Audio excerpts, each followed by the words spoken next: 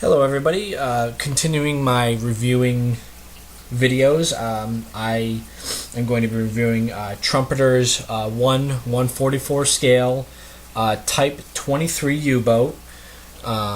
This is a very good little kit to go with. As you can see, this is the box art. The box opens to the top, as in most kits would. Has no one in the back, but it's a very good artwork, as you can see there. Opening the kit, we have 3 spruces of light gray plastic. We have 3 spruces of light gray plastic, and 2 instruction sheets. One instruction sheet is the color and the marking guide, so obviously you get 3 different boats. Very minor differences between the 3, and you have 3 different types of conning towers, which you'll have to do extensive research on to understand the differences between. I'm still in the process of trying to figure it out, and obviously everything is marked in a gray scheme with a few white stripes, and that's about it. The other one is instruction booklet. There's no history on it basically, but it comes in 2 pages. Basically has a parts call out and the start of building. Obviously you have 3 different conning tower types, so you want to decide which one you're doing first off and go with that, because there's only enough parts for one conning tower. And it's a very simple, very quick build. It's gonna be.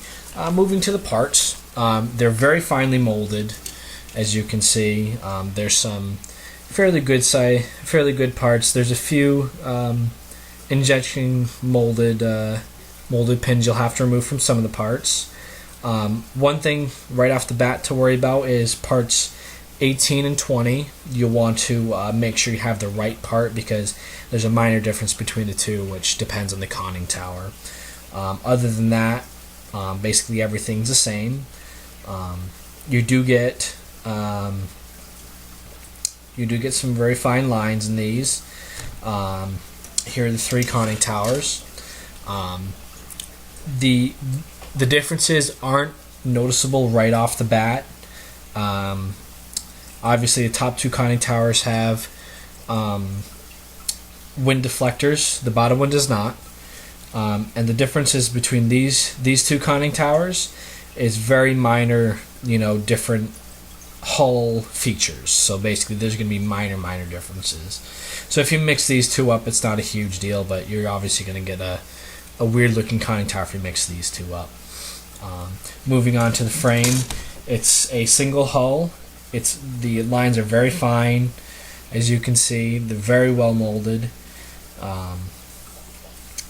and it has locator pins, which is going to help you put it together, but it's a very good little kit.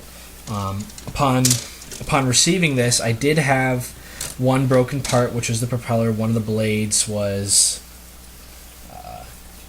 barely attached, which I quickly fixed with some plastic cement, and that wasn't too big of a deal. It was just a minor inconvenience. So the cool things about these, it's a really nice little kit. Very few parts. The only other kit in this scale is ACM's Type 23 kit in 144. The real differences between the 2 is obviously there's a little bit of molding difference. Some of the features on the ICMs tends to be a little bit softer. The conning tower is attached to the hull halves instead of being separate, so you don't have to worry about the conning towers with that. And the only other real significant difference is the conning towers on this kit do not have ladder rungs, so you will have to add those in if you choose to. Of course, most of my reference photos show ladder rungs, so you'll wanna add those in. Other than that, it's gonna be a really quick build. This subject's really cool because it was one of the first true submarines. So basically, throughout most of the war, the U-boats were primarily surface, but they submerged to attack and to get away from things. But they spent most of their time on the surface. This submarine was designed to stay underwater most of the time, and it was also designed to go in close to the shore. So it was also known as a coastal submarine.